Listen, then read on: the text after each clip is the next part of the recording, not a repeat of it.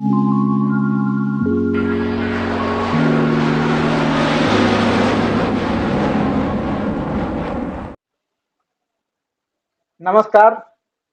मैं विनोद कुमार। आप देख रहे हैं बिहार टीवी 6004।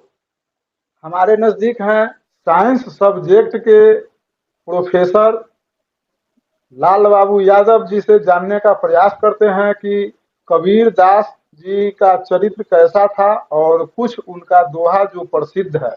आइए इनके माध्यम से जानने का प्रयास करते हैं कबीर दास जी का दोहा।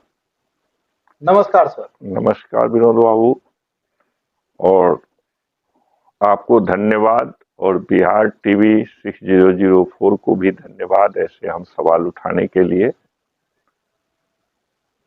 सबसे पहली बात कि कबीर दास जी भारत ही नहीं, पूरे विश्व मानवता के लिए एक बहुत बड़ा धरोहर हैं और महान समाज सुधारक।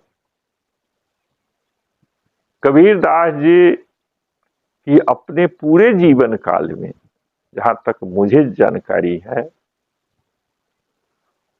उन्होंने लोगों में भाईचारा का संदेश देने का काम किया, प्यार प्रेम स्नेह से रहने का संदेश दिया, ज्ञान मार्ग अपनाने का संदेश उन्होंने दिया। उन्होंने कहा था, पोथी पढ़ी पढ़ी जग मुआ, पंडित भया न कोई, अढ़ाई आखर प्रेम का पढ़े सो पंडित होए।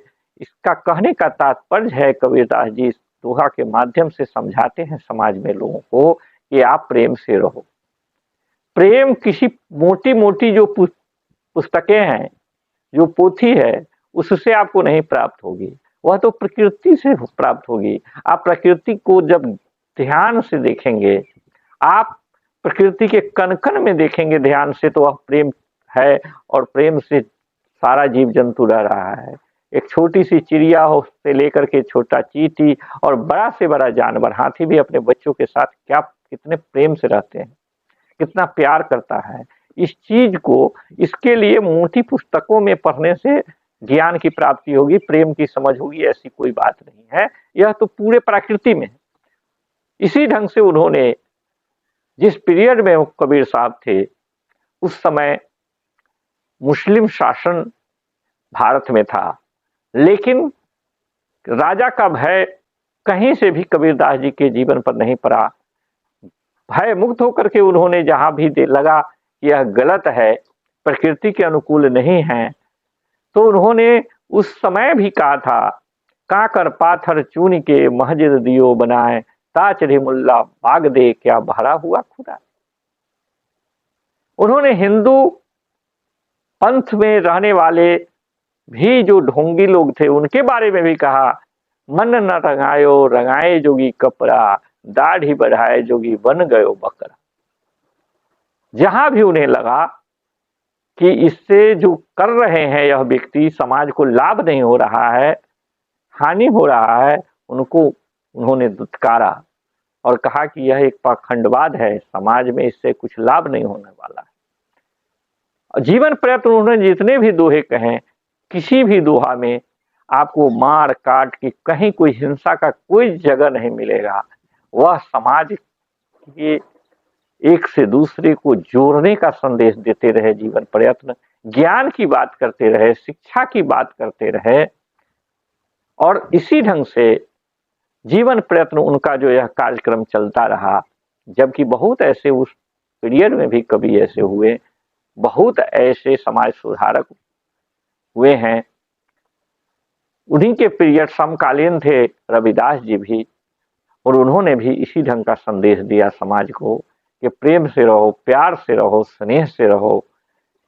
तो हम कह सकते हैं इस ढंग से कि कबीर साहब हो या रविदास जी हो, उस पीरियड में इन लोगों ने समाज में जो विकृतियां थी, जो कमियां थी, उसको उजागर करने का काम किया और लोगों को प्यार प्रेम से रहने का संदेश दिया। और सबसे बड़ी जो बात है, कबीर साहब अपने जीवन में मेहनत का काम करते थे, मेहनत का काम करते थे, कपड़ा बुन करके अपना जीव को पार्जन चलाते थे।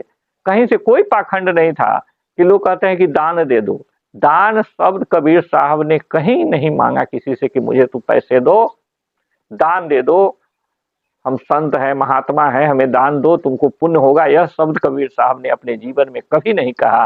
अपना जीविकोपार्जन चलाने के लिए, भोजन की व्यवस्था करने के लिए, परिवार चलाने के लिए मेहनत करते थे, कपड़ा बुनते थे और कपड़ा बुन करके जो मार्केट में बेचते थे उससे अपना जीविकोपार्जन चलाते थे। तो हम कह सकते हैं कि इस भारत का